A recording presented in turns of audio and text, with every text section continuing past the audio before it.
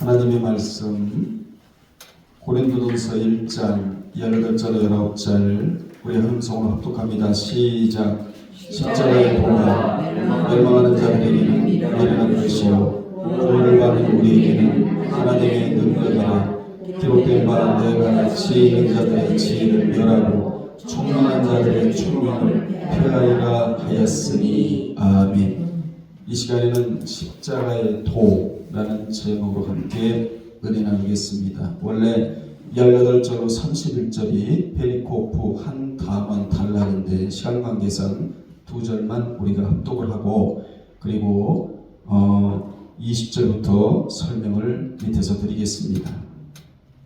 본문은 기독교의 중심 교리인 십자가의 도에 대한 말씀입니다. 여러분이 먼저 깊이 여기서 명심할 것은 중심 교리가 뭐냐, 기독교의 중심 교리가 뭐냐라는 거예요. 기독교의 중심 교리는 십자가의 도입니다. 그러면 십자가의 도가 무엇이냐? 주님이 죄인을 위해 오셔서 십자가에서 죽으시고 3일 만에 부활하셨다. 이것이 십자가의 도의 핵심이자 내용입니다. 왜 3일 만에 부활하셨을까요? 3은 완전수로 반드시 부활이 있다는 것입니다. 완전한 부활이 있다. 더 좋은 부활이 있다. 그러므로 십자가의 도는 기독교 교리 전체를 말합니다. 기독교는 예수님의 십자가의 피가 중심되는 교리예요. 왜 중심이 되느냐? 피는 생명을 상징하기 때문에 그렇습니다. 레위기 17장 11절에 피는 곧 생명이다 이런 말씀이 나오거든요. 그래서 십자가의 구속이 믿어지면 예수 믿는 사람이고, 십자가의 피가 구속이 믿어지지 아니하면 예수 믿지 않는 사람이에요.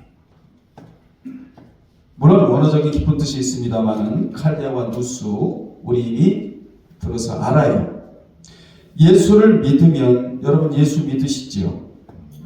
예수를 믿으면 바로 어느 쪽으로 가야 하느냐? 부활신앙 쪽으로 가야 돼요. 그리고 면류관의 신앙으로 어프로치, 접근에 들어가야 됩니다. 그래야 예수를 정확하게 알고 깨닫고 믿고 섬길 수가 있어서 그 자로부터 하나님은 그 자에게 복을 주시기를 원하신다 이렇게 되어 있단 말이에요. 사실은 이 세상에서 십자가의 구속이 가장 믿기 힘든 것이에요. 왜 그렇지요? 십자가의 구속은 중생시키시는 성령의 역사가 없으면 불가능하기 때문에 그렇습니다. 당시 예수님이 하신 일과 산상수훈 같은 말씀을 듣고도 마치 반석 위에 집을 지은 사람보다도 어디에 모래 위에 집을 지은 자가 엄청나게 많았습니다. 똑같은 날, 똑같은 시간대, 똑같은 환경에서 똑같은 예수 그리스도로부터 산상수훈, 마태오 5장에서 출발한 이 산상수훈이 7장까지 가고 있잖아요. 이 진리 중에 진리요. 너무나 중요한 말씀을 듣고도 반석 위에 집을 지은 자가 적었고 거의 다 어디에다 집을 지었다고요? 모래 위에다가 집을 지은 자가 허다 있다는 것입니다. 즉 십자가의 구속을 믿지 않는 사람들이 많았다는 거예요. 구속은 법정 용어로 사망으로부터 주님이 값을 주고 여러분의 생명을 사셨다는 의미가 구속. 주님이 우리를 구속하기 전에는 사탄이 우리를 구속했지만 사망으로 꽁꽁 매어놨어요. 그런데 이제는 주님이 우리를 핏값을 지불하고 사냈다. 사망에 있던 우리를 생명으로 옮기셨다. 다시는 사망의 세력이 우리를 어찌할 수 없도록 하나님이 생명 안에 우리를 끌어들이셨다. 이 의식을 하고 살아야 마귀에게 끌어다니지를 않아요. 그러므로 이 같은 십자가의 구속의 은혜가 믿어지는 것은 하나님의 엄청난 은총입니다. 왜요? 믿을래 믿을 수 없는 사실을 우리는 믿고 있기 때문에 어마어마한 축복이 우리에게 주어진 자다. 십자가의 도가 멸망하는 자들에게는 어떻게 보인다고 되어 있죠? 미련하게 보인답니다. 왜냐하면 기독교는 인간의 지혜에서 나온 종교가 아니고 순전히 객관적인 하나님의 계시에 의해 되어진 종교이기 때문에 그렇습니다. 기독교가 인간의 지혜로는 전혀 이해되지 않을 뿐 아니라 어리석게 보일만 해요. 즉 인간의 지혜로만 생각하면 지금부터 약 2000년 전에 십자가에서 사형선고를 받아 죽은 예수가 우리의 죄를 사해냈다. 여러분 이거 믿을 수가 있을까요? 어제 일어난 일도 안 믿는데 2000년 전에 일어난 일을 우리가 믿을 수 있을까요? 2000년 전에 죽은 예수의 피가 어떻게 우리의 죄를 용서해주며 죽었던 사람이 어떻게 살아났는가 이거 믿을 수 있을까요? 그런데 어떻게 해서 믿어지느냐? 중생시키시는 성령의 역사가 있으면 이게 믿어진다는 것입니다. 이것이 하나님의 엄청난 은총이라는 거예요. 이것은 인간의 지혜로만 생각하면 모든 것이 불가능하고 십자가의 도가 아주 어리석게 미련하게 보일 뿐이에요. 이같이 인간은 지혜로만 생각하면 십자가의 도가 미련하게 보이고 미련하게 들리며 십자가의 도를 믿는 사람도 아주 미련한 사람으로 보일 수밖에 없는 겁니다. 또한 성경대로 바로 믿으려는 사람은 더욱더 미련하게 보여요. 그러나 구원을 얻는 자들에게는 그 십자가의 도가 하나님의 능력으로 보이고 하나님의 능력으로 들린다는 겁니다. 능력으로 눈에 보이고 능력으로 귀에 들린다는 거예요. 아멘. 십자가의 도를 믿는 자들은 하나님의 능력이 있기에 죄 가운데서 구원해낸다고 믿고 생명을 살려내고 세상과 마귀를 이기게 하고 그리스도의 나라와 그 의를 이루어나게 한다고 믿는다는 거예요. 여러분 이걸 믿습니까? 이같이 십자가의 도는 하늘에서 내려온 객관적 진리이므로 인간의 지혜로는 도무지 믿을 수가 없는 겁니다. 하나님의 지혜로만이 가능하다. 여러분에게 하나님의 지혜가 있기를 바랍니다. 이 지혜가 와지면 첫 번째로 나타나는 현상이 뭔 줄 아십니까? 하나님의 말씀을 듣는 경청력이 뛰어나게 된다는 거예요. 하늘의 지혜, 위즈덤, 호크마 이 지혜가 오면 첫 번째 일어나는 현상이 뭐냐? 하나님의 말씀을 듣는 경청력이 뛰어나게 되고 두 번째로 내면의 양심의 소리를 듣게 되는 거예요. 말씀은 첫 번째 법정이고 내 안에 있는 마음, 이성, 그 다음에 양심은 제2의 법정이라고 하잖아요. 내면의 양심의 소리가 뭡니까? 내가 이렇게 하면 안 되는데, 내가 이런 신앙을 견지해서는 안 되는데, 더 나은 신앙으로 나가야 되는데 나는 왜 이럴까? 이런 소리가 들려와야 된다는 것이죠. 이 자가 바로 양심이 살아있는 신앙자예요. 우리는 계속적으로 이 음성을 들어야 돼. 내면에서 일어나는 음성을. 그래야 신앙의 위치에서 이탈하지 않게 되는 것입니다. 그리고 세 번째로 남의 말을 듣게 돼요. 오늘날에 남의 말을 듣지를 않아요. 자기만 말하는 세상이 돼버렸다. 여러분 이 지혜가 하나님의 지혜인데 이 지혜가 와지면 모든 것이 능력으로 들릴 뿐만 아니라 모든 것들이 다 능력으로 보이게 된다는 것입니다. 이 지혜가 여러분에게 있기를 바랍니다. 당시 고린도 교회는 십자가의 도를 믿는다고 하면서도 분쟁이 많았어요. 그 분쟁의 원인은 일부 지도자들의 명예 영광심, 즉 공명심이 있었습니다.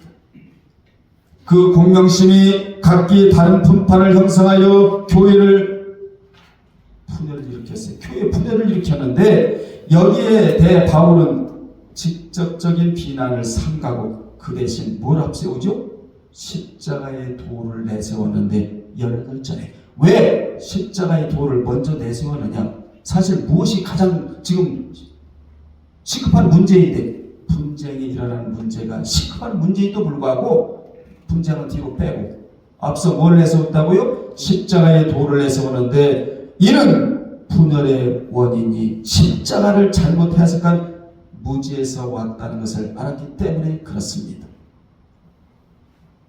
바울은 고린도 교회에게 복음 즉 십자가의 도를 들으면 두 부류가 나타난다고 우리에게 말해주고 있고 고린도 교회 교인들에게 말해주고 있는데 첫째, 미련한 말로 들린답니다. 그들이 바로 누구라고 표현하고 있죠? 망하는 자들이다. 성경에서는 십자가의 도를 미련한 말로 드는 자를 망하는 자들이라고 표현하고 있다는 사실을 여러분 기억하십시오. 성경에서는 돈이 없어 망하는 게 아니고 무명하여 망하는 자들이 아니고 학식이 없어 망하는 자들이 아니라 십자가의 도를 미련한 것으로 들으면 망한다고 말해주고 있습니다.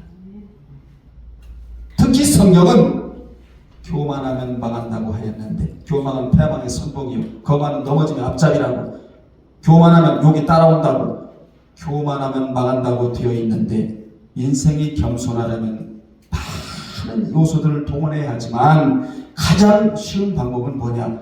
내 앞에 세 사람이 지나가면 저 세 사람 속에 나의 스승이 있다고 의식을 할 때 겸손을 유지할 수가 있게 되는 거예요.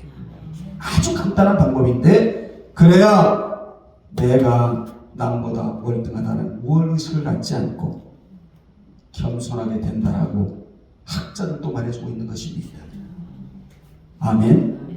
우리는 겸손을 유지하는 방법을 나름대로 채택하고 살아야 돼요. 무엇을 해야 내가 겸손적으로 가야 할 것을 겸손은 영적인 능력이에요.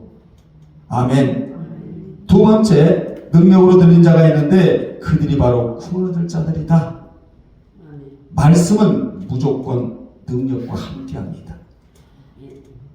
그래서 그 말씀을 잘 듣고 따르면 나도 능력이 말씀이 주기 때문에 능력과 함께하는 자가 되는 거예요. 어떤 사람은 말씀과 함께 살아요. 능력과 함께 사는 겁니다. 말씀과 함께하진 않아요. 무능력과 함께하는 사람이에요.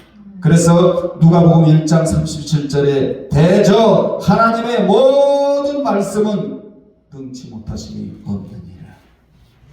여러분 말씀과 함께 사십시오. 그러면 능력과 함께 사는 자가 되는 겁니다. 여러분 능력이 무능력을 이길 거 아니겠어요? 이 차이가 어마어마하게 벌어져요. 능력이 들어가면 지혜가 동시에 들어가요. 지혜가 들어가면 물질과 사람을 끌어당긴다고 되어 있다. 말씀에 들어가면 지혜가 들어가고 지혜가 들어가면 물질도 끌어당기고 사람도 끌어당기고. 여러분 무엇으로 사람과 물질을 끌어당기겠습니까? 여러분의 힘으로는 안 됩니다. 지혜가 들어가면 이 두 가지를 끌어당길 수 있다고 성경은 말씀해주고 있는 거예요. 11절에 보면 하나님은 사도 바울을 통하여 고린도 교회에 지혜 있는 자들의 지혜를 멸하고 총명 있는 자들의 총명을 폐한다고 말씀을 들어가셨습니다. 이 말씀은 이사야 29장 14절의 말씀인 그러므로 내가 이 백성 중에 기이한 일 곧 기이하고 가장 기이한 일을 다시 행하리니 그들 중에서 지혜자의 지혜가 없어지고 명철자의 총명이 가려지리라는 말씀을 인용한 것으로 결국 인간의 지혜로 하는 것은 실패하게 되고 하나님의 지혜와 믿음으로 하는 것은 성공하게 된다는 너무나 중요한 교훈을 주고 있는 겁니다. 19절의 지혜자가 나오지 않아요? 입으로는 주님을 가까이 하고 입으로는 주님을 공경한다고 하나 마음은 먼 자들을 뜻합니다. 이게 우리의 모습이 될 수도 있어요. 여러분 사람이 변화되는 것도 그냥 되지를 않아요. 말씀이 마음에 찾아와야 돼. 말씀이 마음에 찾아오면 이때 변화가 되는 거예요. 이때 거절하면 안 됩니다. 오늘 또 여러분의 마음이 말씀이 찾아오고 있다고 지금. 이거 거절하면 안 돼. 겁에서도 안 되고. 자, 말씀이 찾아올 때 멀리하면 하나님과의 마음도 멀어지게 돼요.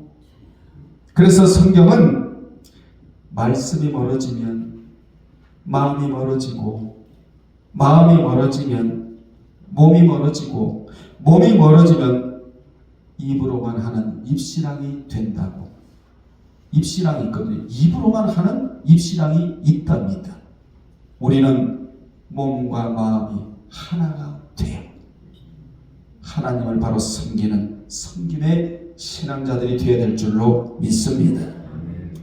그렇다면 이렇게 입신앙자들이 누구냐? 사람의 계명으로 가르침을 받은 자들이랍니다. 그래서 주님은 사람의 계명으로 가르침을 받은 자나 가르친 자들은 둘 다 소경이 되어 구덩이에 빠져버린다고. 오늘날에 빠져버린 자가 엄청나게 많습니다. 이사야 선지자는 사람의 계명으로 얻어진 지혜와 총명은 다 없어져 버리고 다 가려진다고. 우리는 있을 것을 붙잡고 살아야지. 하나님의 축복권을 가지고 축복을 받고 살아야지. 가려지고 없어질 것을 붙들고 살아서 되겠습니까? 한마디로 말하면 세상적인 철학과 지혜와 총명이 있어 본들 주님의 지혜와는 비교가 안 되는 것을 가지고 자랑하지 말라는 것입니다. 이와 같이 이 세상적인 철학과 지혜와 총명이 주님의 지혜를 받아들이는데 걸림돌이 된다는 거예요. 말씀이 찾아올 때 찾아오지 못하게 하는 것들을 내다 던져버리고, 지혜가 다가올 때 그 지혜를 받아들이는데 걸림돌이 된다면 우리는 전부 다 버리고 처리하고 이걸 해야 된다는 거예요. 아멘. 그러면서 20절에 같이 읽을까요? 지혜 있는 자가 어디 있으며 어디 있느냐? 선비가 어디 있느냐? 이 세대의 변론가가 어디 있느냐? 하나님께서 이 세상의 지혜를 미련하게 하신 것이 아니냐라고 말해주고 있는데, 본절에서 바울은 네 가지를 역설적으로 질문을 하는데, 이 구절을 몇 절, 20절을 이름하여 역설 의문문, 그리고 수사학적 의문문이다, 이렇게 신학적으로 말합니다. 그 질문의 내용은 지혜 있는 자, 그리고 선비, 그리고 변론가가 어디 있으며 하나님께서 이 세상의 지혜를 미련하게 하신 것이 아니냐, 이렇게 묻잖아요. 수사학적으로. 의문스러우니까 역설 의문문으로. 이런 것들이, 잘 들으세요, 주님의 복음을 받아들이는데 방해가 된답니다. 여기서 중요한 교훈을 깨달아야 됩니다. 우리도 말씀을 받아들이는데 방해되는 모든 싹을 잘라야 한다는 거예요. 아멘. 특히 마음속에 퍼져있는 잡초를 잘라야 됩니다. 여러분 마음속에 퍼져있는 것들 중에 근심이 들어가 있습니다. 이거 오늘 자르세요. 걱정, 근심, 염려, 재림, 신앙생활 하는 데 있어서 방해 요인, 이거 잘라버리세요. 하나님 안에서 안 되는 건 하나도 없습니다. 지금 질병이 있다 할지라도 성경에 여호와의 라파가 등장하잖아요. 우리는 안 되는 게 없습니다. 안 된다고 마음먹기 때문에 안 되는 거지, 우주 만물을 창조하신 하나님께서 있어라 그대로 있잖아요. 그 선포용 동사를 갖다 쓰라는 거예요. 그대로 믿음으로만 있어라, 2조야 있어라, 있는 거예요. 아멘. 500조야 있어라, 있는 겁니다. 왜요? 하나님의 말씀은 한 번도 부도난 적이 없으니까. 하나님과 부도나면 만사가 다 부도야. 하나님과 부도가 안 나면 만사가 다 힘들다고 제가 말씀드리지 않아요? 여러분, 우리 동네에는 논이 많아요. 그 논 중에는 피가 가득한 논도 있어요. 여러분 한번 보시잖아요. 왜 이렇게 피가 가득할까? 농부가 게으르기 때문에 그렇습니다. 피를 좀 뽑아내면 다음에 농사 지을 때 피가 또 논에 가득하지 않을 때 그걸 안 뽑고 힘나다요. 우리는 지금 게으름 필 시간이 없습니다. 한 시간이라도 전략해서 묵상하고 기도하고 찬양하고 하나님 앞에 가까이 갈 수 있는 시간대를 내가 만들어야지. 지금 게으름 필 시간이 아니란 말이에요. 아멘. 21절에 보면 바울은 고린도 교회를 향하여 하나님의 지혜에 있어서는 이 세상이 자기 지혜로 하나님을 알지 못하므로 하나님께서 전도에 미련한 것으로 믿는 자들을 구원하시기를 기뻐하셨다고. 전도하는 것, 십자가의 도를 전하는 것이 세상 사람들이 볼 때는 얼마나 미련하게 보입니까? 그러나 하나님은 사람들이 볼 때 이 미련한 방법으로 이 십자가의 도를 전파하셔서 죄인들을 구원하신 것을 기뻐하십니다. 이것이 뭐냐? 하나님의 계획이라는 거예요. 사실 전도한다는 말은 선포한다는 말입니다. 내가 타인에게 선포하는 것이 전도고 해외 나가서 선포하는 것이 선교예요. 따라서 하나님의 사람이 세상 사람에게 십자가의 도를 선포하는 것이 전도인데, 이 선포에 성령이 개입하시고 성령이 나타나셔서 듣는 자의 마음을 녹이시면 주께로 다가와 나 주님을 믿겠습니다 이러는 거예요. 여러분 다 그런 사람들이었다 이 말이에요. 바울은 복음 선포에 의해 고린도 교회에게 너희가 같은 말, 같은 마음, 같은 생각을 해야지, 각자 다른 말, 다른 마음, 다른 생각을 하지 말라고.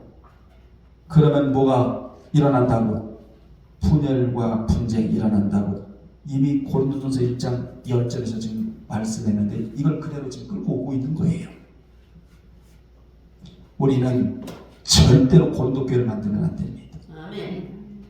필라델피아 교회나 성원학 교회, 이 교회를 만들어야지. 아멘. 충분히 만들 수 있습니다. 왜냐? 진리가 있기 때문에 그렇습니다. 고린도 교회는 이것이 안 되어 네 개의 파로 갈라졌는데 1장 12절을 볼까요? 거기 보면 바울파, 아볼로파, 게바파, 그리스도파, 이렇게 네 파로 나눠진 교회가 고린도 교회예요.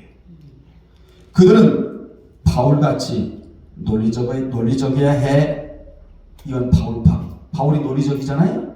그리고 아볼로 같이 학문이 능해야 한단 말이야. 이렇게 학문파가 또 하나 있었고, 사도행전 18장 24절에 그리고 학문만 있어서는 안 돼. 열정이 있어야 돼. 사람은 누구 파죠? 베드로파, 게바파. 베드로가 열정이 있었잖아요. 이렇게 열정파가 있었고, 또 한 파는 그리스도같이 은혜가 있어야 돼. 사람은 말이야 은혜가 있어. 이 은혜파로 나눠져 있었다고. 특히 게바의 설교를 들은 디아스포라들은 베드로가 제일 위에 있고 바울과 아볼로는 그 밑에 있다고 하면서 나는 누구 편에 서야 되는가?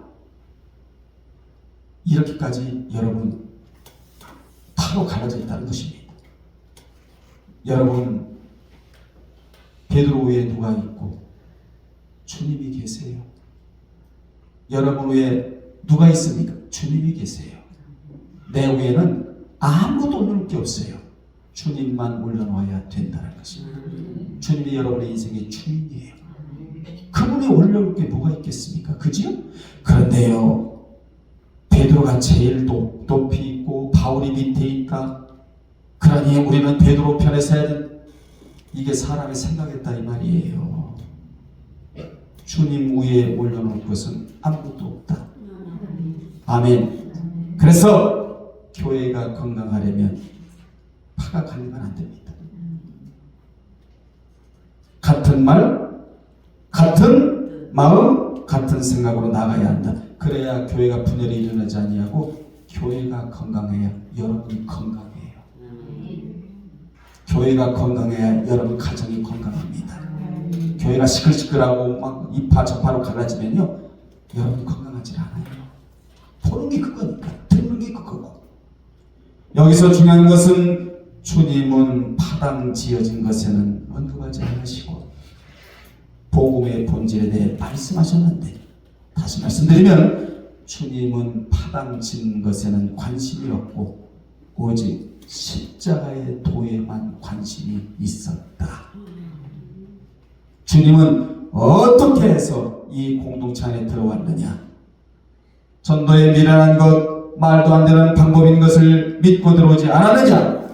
너희가 들어온 것은 헬라 철학의 혈안함이 아니라 전도에 미련한 것, 선포에 미련한 메시지를 듣자마자 성령께서 강력하게 역사하셔서 한 사람 한 사람이 구원의 공동체 안에 들어오지 않았느냐?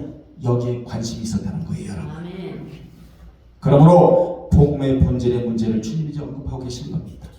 여기 믿는 자들이란 피스티오인데 현재 능동태 분사로 과거나 지금이나 미래나 이 전도의 미련한 방법을 통하여 구원 안에 들어오는 자를 주님이 기뻐하신다.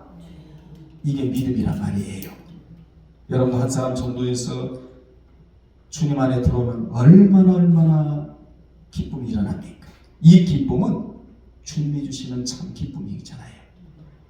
자, 22절 보겠습니다. 22절 보면 유대인은 표적을 구하고 헬라인은 지혜를 찾는다고. 유대인들은 성경 속에 주님이 오신다는 말씀을 믿지 않고 자기 욕구와 또 자기의 그런 육적인 유익을 추구하려고 이적과 기사를 열렬히 요구했어요. 유대인들은. 그리고 헬라인은 지혜를 찾으나 그들은 철학적이요 이론적인 지혜를 요구하였다고. 그러나 바울은 23절에 보세요. 우리는 십자가에 못 박힌 그리스도를 전하니 유대인에게는 거리끼는 것이요 이방인에게는 미련한 것이로되라고 잘라 말하버립니다. 잘라 말해요. 바울은 이적을 행하거나 지혜로운 말을 하지 않고 십자가에 못 박힌 예수 그리스도만 전하였다. 하지만 표적을 요구하는 유대인들은 그 복음을 거절해 버렸어요. 이것이 거리끼는 것이었다. 이렇게 말해주고 있는 겁니다. 왜 그들에게 있어서 복음이 거리끼었죠? 신명기 21장 23절에 보면 십자가에 달린 자는 하나님께 저주를 받았다는 말씀이기 때문에 그렇습니다. 뭘 몰랐죠? 주님이 우리가 받아야 할 저주를 대신 받아주셨다. 이걸 모르고 무조건 십자가에 달린 자들은 저주를 받는다는 요 지식만 있었기 때문이라는 거예요. 그래서 그 당시 최고의 저주는 뭐야? 나무에 매달려 죽이는 것이었는데 나무에 달리신 주님이 세상의 죄를 구원하신다고 하니까 유대인들에게는 이게 거리끼게 되었다는 거예요. 그런데 헬라인들에게는 철학적 관점으로 보니까 여러분 철학적 관점으로 기독교를 바라보면요 하나도요 이해할 게 없어요. 따라합시다. 기독교는 철학 위의 종교이다. 그러니 그 알량한 철학을 가지고 기독교를 조명하려니 이게 뭐 이해가 가나요? 안 가지? 그래서 철학 어쩌고저쩌고 하는 사람들이요 예수 믿는 사람들이 이렇게 많지는 않아요 사실은. 자, 그러자 바울은 1장 24절에서 같이 읽어요. 오직 부르심을 받은 자들에게는 유대인이나 헬라인이나 그리스도는 하나님의 능력이요 하나님의 지혜니라 라고 잘라 말합니다. 그런 유대인이나 헬라인이나 구원을 받는 것은 하나님이 불러서 십자가의 도를 믿게 한 데 있는 것이며 이적이나 인간의 지혜로 되는 것은 아니라 그는 십자가의 도를 믿어야만 구원을 얻는다고. 이적이나 인간의 지혜로는 죄사함을 얻지 못한다고. 하나님과 화목할 수도 없다고. 죽었던 영혼이 살아나지도 못한다고. 그러므로 그는 십자가의 도가 하나님의 지혜요 이렇게 말합니다. 하나님의 능력이라. 간단하잖아요 여러분. 그러니까 오늘 우리는 이걸 받아야 된다 그 말이에요. 하나님이 우리에게 주시고자 하는 지혜 이걸 받고 하나님이 삶 속에서 세상을 이길 수 있는 능력을 하나님이 주신다 말씀하셨기 때문에 이걸 받아야 된다 그 말입니다. 아멘. 그리고 바울은 1장 25절에서 하나님의 어리석음이 사람보다 지혜롭고 하나님의 약하심이 사람보다 강하니라 이렇게 말하면서 하나님은 절대로 어리석은 분이 아니시고 하나님은 전지전능하시며 조금도 미련한 것이나 약한 것이 없다고. 다만 하나님이 하시는 일을 사람이 볼 때는 미련하게 보일 뿐이고 약하게 보일 뿐이라고. 따라합시다. 하나님은 사람보다 강하세요. 사람은 유한해요. 하나님은 무한하십니다. 유한한 인생은 강하지가 않아요. 무한하신 하나님은 강하시기 때문에 유한한 인간이 무한하신 하나님을 의지할 때만 우리도 강하게 된다는 것입니다. 자, 이 믿음의 행위가요, 사람들의 보기에는 미련하게 보이고 약하게 보일지 모르지만 실제로는 사람보다 강하고 지혜가 있는 것입니다. 여러분 노아 아시잖아요. 노아가 방주를 지을 때 사람들이 얼마나 미련하게 여겼겠습니까? 120년 동안, 적어도 80년 동안 세상에 나무를 베다 그 산 위에서 방주를 짓는다고 뚝딱거리고 앉아있는데, 여러분 노아는요 농사를 지으면서 방주를 졌다는 걸 알아야 돼. 두 가지 일을 한 사람이에요. 먹고 살아야 되니까 육적 일을 했고, 영적으로 천국에 가야 하니까 영적 일을 했다. 방주 지는 일은 천국 가기 위함이고, 농사 지는 일은 몸이 바디 소마가 있기 때문에 먹어야 산다. 농사를 짓고 두 가지 일을 했다. 두 가지 신분을 알고 두 가지 일을 한 자가 노아인데, 그 당시에 뚝딱뚝딱 약 적어도 80년 동안 감기도 들고 뭐 몸살도 나지 않았겠어요? 빼고 80년 동안 적어도 이 방주를 짓는 이 모습을 사람들이 볼 때 얼마나 미련하게 봤겠습니까?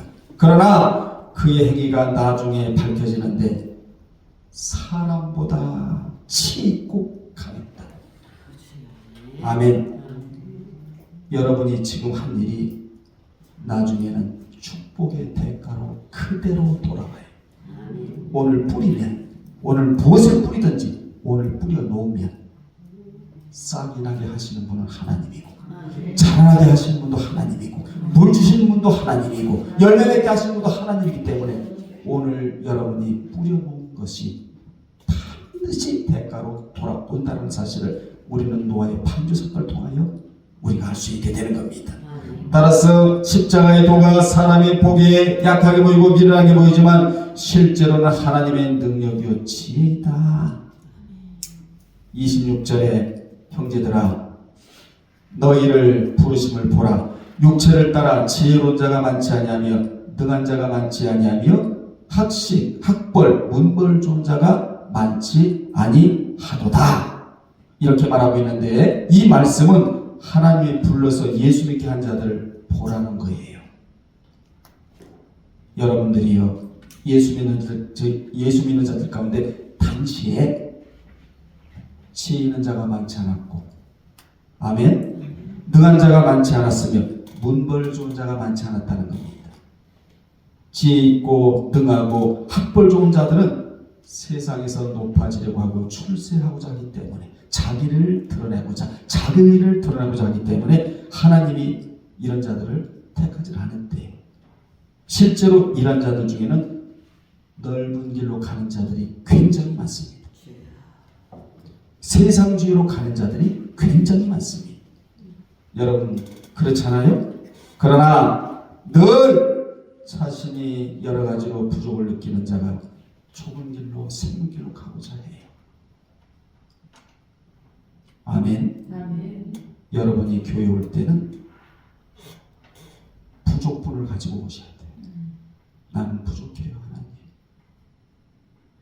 부족분을 가지고 와서 하나님 것으로 채워 가지고 나가야 된다. 아멘. 하나님, 제자는 비어 있습니다. 저는 연약합니다. 아버지가 위로해 주시 아니하시면 저는 위로자가 없습니다. 하나님의 이 질병을 치료해 주지 아니하시면 저는 치료자가 없습니다. 부족합니다, 하나님. 이렇게 부족분을 가지고 와서 하나님 말씀을 들으면서 하나님 것을 채워가지고 가서 세상을 2주 동안 살면서 승리자가 되라는 것이 성경이 주는 교훈이에요. 아멘. 27절은 세상에 미라는 것들을 택했대요.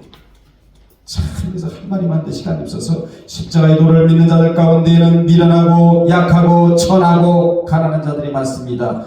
이들이 주를 믿어 하나님의 능력과 하나님의 지혜자가 된다는 것이지요. 그래서 그리스도 안에 들어오면 미련한 것들이 지혜 있게 되고 약한 것들이 강하게 되는 역사가 일어나고 낮은 자들이 높아지고 사이드에 있던 자들이 중앙에 서게 되고 하나님은 약한 자, 천한 자, 멸시받는 자, 고아 나그네 편이 되어주시겠다는 것이에요.